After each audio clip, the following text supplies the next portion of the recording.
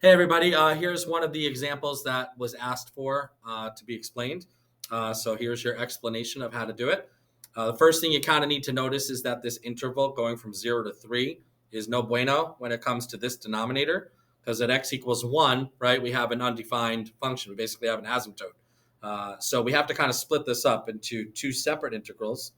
We'll go from 0 to 1, which is that trouble spot of the function, and then we'll add in the area going from 1 to 3 of that same function.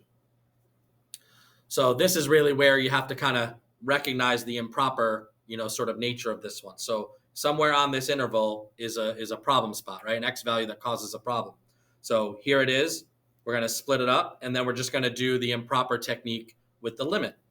So we'll let t go to 1 from the left, from 0 to t of this function.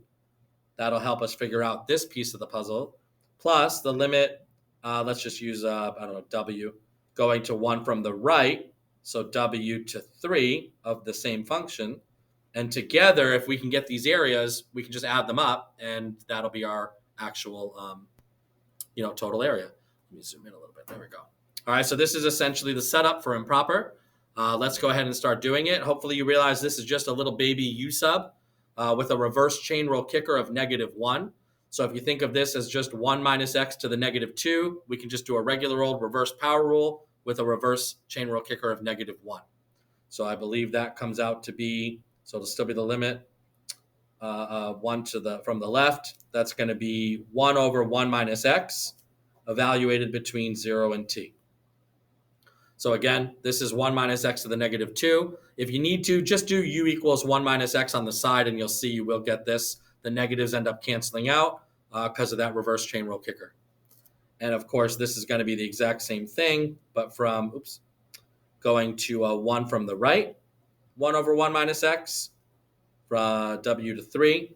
And if we can get values for these, we can put them together and actually solve. But as you can quickly see, the limit as t goes to 1 from the left of this part, I'm going to have 1 over 1 minus t minus just 1. And before I even get to this part, look what happens as t approaches 1 from the left. As t approaches 1 from the left, this piece right here is getting closer and closer to 0, right? 1 from the left would be like 0.99. 1 minus 0.99, that's just a little bit positive, so it's going off to positive infinity.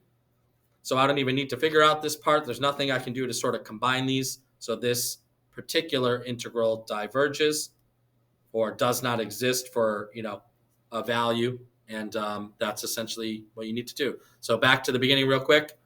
If you just do the antiderivative of this, like you may have done, and just plug in 0 to 3, you're going to get sort of a false value because there's an asymptote hiding in here that you didn't account for. Okay? Hopefully that helps. Feel free to reach out if you have any questions or need any help, and I will see you guys later.